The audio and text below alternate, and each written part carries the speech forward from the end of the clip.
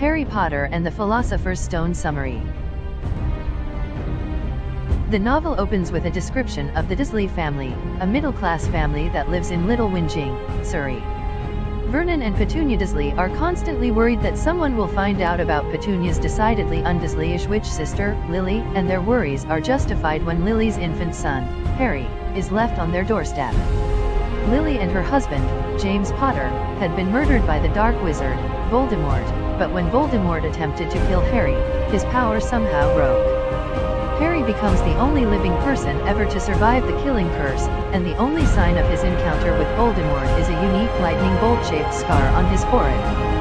Because Harry does not have any other living relatives, Albus Dumbledore, the headmaster of Hogwarts School of Witchcraft and Wizardry, decides to leave him with the Dursleys until he is old enough to attend Hogwarts. After 10 years, Harry has grown to become a pale, skinny boy with black hair that sticks up all over the place and bright green eyes. From a young age, Harry is told that his parents were killed in a car crash but has no other information about them, not even a photograph. Harry's cousin Dudley dominates the household, bullying Harry with his gang of friends and being spoiled rotten by Uncle Vernon and Aunt Petunia. While Dudley has 2 bedrooms, one for his bed and one for all of his broken toys, Harry is relegated to the small cupboard under the stairs. Although he strives to avoid attracting attention, Harry cannot deny that strange things often happen around him. Once Aunt Petunia cut off all of his hair in a fit of frustration, and it grew back to its original length in time for school the next day. Another time, Harry was being chased by Dudley's gang and suddenly found himself on the kitchen roof. On Dudley's 11th birthday, Harry accompanies the family and Dudley's best friend, Piers Polkiss, to the zoo. While Harry is in the reptile house, the glass front of the boa constrictor cage suddenly vanishes. Harry is unable to explain the incident, but Uncle Vernon blames him anyway and restricts him to the cupboard under the stairs until the summer holidays. One day, mysterious letters begin to arrive for Harry. Uncle Vernon refuses to let Harry read the letter but tells him that it was addressed to him by mistake. Over the next few days, more and more of the letters arrive in the house, but Uncle Vernon keeps Harry from intercepting any of them. In an extreme effort to escape from the letters, Uncle Vernon takes the family to a desolate shack on an island on the night before Harry's 11th birthday. As the clock strikes midnight and Harry wishes himself a silent Harry birthday, there is a loud bang on the door and Hagrid enters. Hagrid introduces himself as the keeper of the keys at Hogwarts and then explains that Harry is a wizard who has been admitted to Hogwarts in order to study magic. Harry discovers that the Dursleys have always been aware of his magical abilities but have attempted to stifle them and make him normal. Moreover, Harry learns the truth about his parents' murder by Voldemort. The following day, Hagrid takes Harry to Diagon Alley in London to shop for school supplies. Their first stop is the Wizarding Bank, Gringotts, where Harry is shown to his family vault and realizes that his parents have left him with a comfortable fortune of wizarding gold. During their trip to the bank, Hagrid makes a stop at Vault 713 and removes a mysterious package, Hogwarts business for Dumbledore, he explains. After the bank, Harry visits Madame Malkin's robes for all occasions for his plain black school robes and Flourish and Blots for his magical school textbooks, as well as other shops for parchment and potion ingredients. Hagrid buys Harry a snowy owl as a birthday present, and Harry decides to name her Hedwig. Their last stop in Diagon Alley is Ollivanders, where Harry purchases a magic wand that contains a matching core to the evil Voldemort's wand. A month later, Harry leaves Little Whinging to catch the Hogwarts Express, which leaves King's Cross Station from platform 9 3/4. At first, he is uncertain how to access the wizard platform, but he receives help from Molly Weasley, who shows him how to reach the train. While on the train, Harry befriends Ron Weasley and Hermione Granger, 2 first-year students with their own insecurities about entering Hogwarts. As the youngest of 5 brothers who have achieved success at Hogwarts, Ron worries about distinguishing himself, while Hermione is anxious about her background as a Muggle-born. Harry also meets Neville Longbottom, a slightly dopey first year with a pet toad named Trevor, and Draco Malfoy, an unpleasant student who arrogantly offers to advise Harry on who to be friends with. When the train arrives at Hogwarts, the students immediately file into the dining hall to be sorted, or assigned to one of the 4 houses of Hogwarts: Gryffindor, Slytherin, Hufflepuff, and Ravenclaw. Harry worries that he will be sorted into Voldemort's old house, Slytherin, and he makes a special request to the Sorting Hat to be assigned to any other house.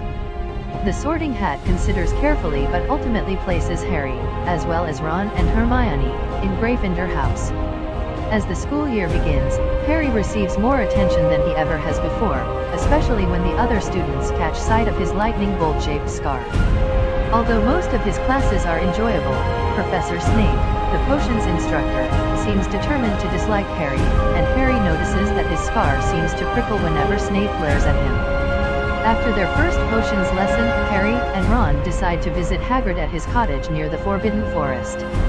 Hagrid inadvertently reveals that Vault 713, the Gringotts vault containing the mysterious package, was broken into shortly after Harry and Hagrid's visit to Diagon Alley. During their first flying lesson, Neville breaks his wrist and must be taken to the hospital wing by the instructor. Malfoy grabs Neville's Remembrall forgotten after his injury and flies into the air with it. Harry flies after Malfoy to retrieve Neville's toy and, when Malfoy throws the Remembrall to the ground, makes a spectacular dive to catch the Remembrall mere inches from the ground. Professor McGonagall observes Harry's skilled flying and, instead of punishing him for breaking the rules, sets him up to play Seeker on the Gryffindor Quidditch team. Malfoy arranges a midnight duel with Harry to settle the score, and Ron, Hermione, and Neville accompany him to make sure that he stays out of trouble.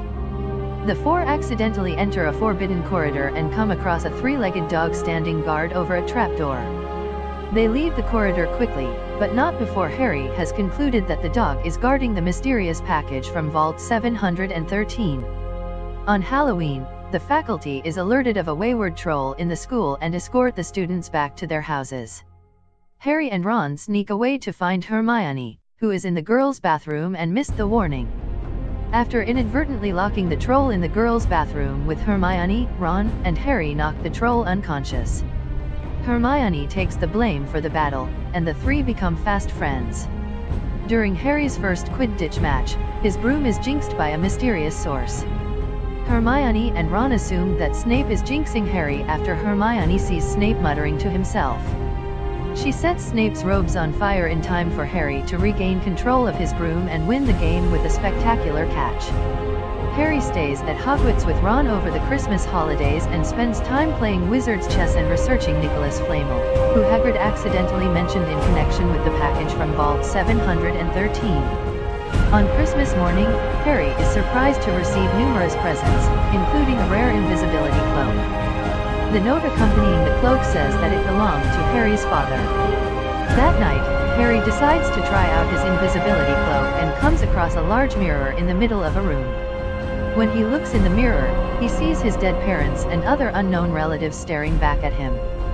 The next night, Harry rushes back to the room to see his family in the mirror and is surprised by Professor Dumbledore, who has been waiting for him.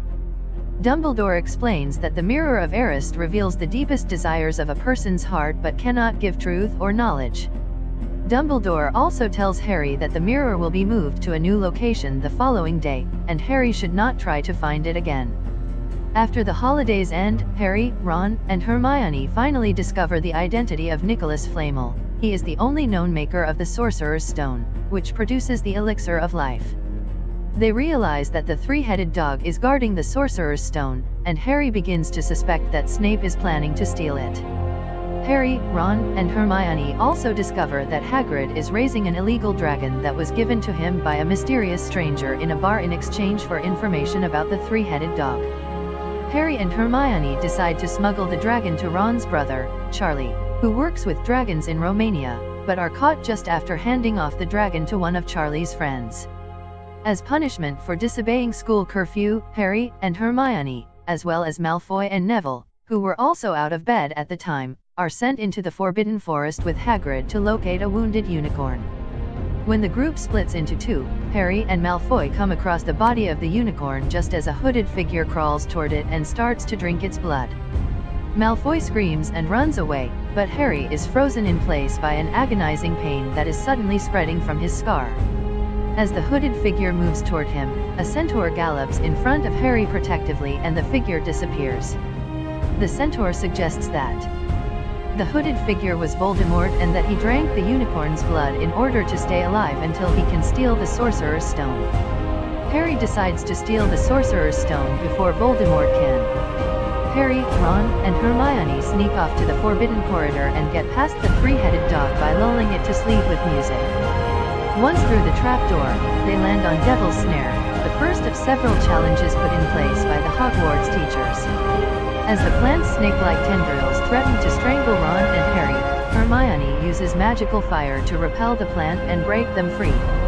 The next challenge is to pass through a room filled with hundreds of small flying keys. Harry flies on a broomstick to find the silver key that matches the lock on the door and finally snatches it out of the swarm. The door opens to reveal a giant wizard's chessboard.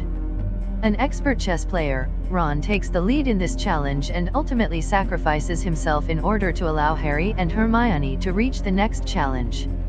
When Harry and Hermione step into the next room, they are instantly surrounded by flames and faced with a complex riddle of poisonous potions. Hermione rationally solves the riddle and gives Harry the potion needed to travel to the next room and the final challenge while she returns to help Ron. In the final chamber, Harry is surprised to find neither Snape nor Voldemort, but Professor Quirrell, the meek-tempered teacher of defense against the dark arts, and the Mirror of Erised. Quirrell reveals that he, not Snape, has been Voldemort's servant all along. Quirrell jinxed Harry's broom during the Quidditch match and drank the unicorn's blood in the Forbidden Forest. Now, in the final challenge, Quirrell needs only to retrieve the Sorcerer's Stone from within the Mirror of Erised. He asks his master for help, and Harry hears a disembodied voice speak from within Quirrell, telling him to use Harry to get to it. Quirrell stands Harry in front of the mirror and orders him to tell him what he sees. Determined to keep the stone from falling into Voldemort's hands, Harry lies and tells Quirrell that he sees himself winning the Quidditch Cup for Gryffindor. He then actually sees himself holding the Sorcerer's Stone and putting it in his pocket. Realizing that the stone is now in his pocket, Harry tries to stall for time until he can escape. Quirrell removes his turban and reveals Voldemort's face emerging from the back of his head. Voldemort speaks directly to Harry, taunting him about the death of his parents, and then orders Quirrell to kill him. When Quirrell tries to touch Harry, his skin blisters and, though Harry is in excruciating pain from his scar, he forces the contact with Quirrell. With Voldemort's screams of anger echoing in his head, Harry finally passes out. When Harry wakes up, he finds himself in the hospital wing with Dumbledore. Dumbledore found Harry just in time to keep Quirrell from killing him, though Voldemort escaped once again. Dumbledore explains that Quirrell was unable to touch Harry's skin because of his mother's love. When Lily Potter sacrificed herself for him, she left Harry with an ancient magical protection. He knew that only Harry would be able to retrieve the stone from the Mirror of Erised because, unlike Quirrell and Voldemort, Harry wanted to find the stone but did not want to use it. Although Voldemort was not destroyed, Harry's actions have kept him from regaining power for now. At the end of the year banquet, the members of Slytherin House are celebrating their victory of the House Cup for the 7th straight year. Unexpectedly, Dumbledore awards last-minute points to Harry, Ron, Hermione, and Neville, which gives Gryffindor the edge over Slytherin. Harry considers it to be the best night of his life and returns to spend the summer with the Dursleys, content in the friendships that he has made at Hogwarts. That's it guys, I hope you enjoyed. If you liked this video, please like and leave us a comment. Thank you for watching. Please subscribe.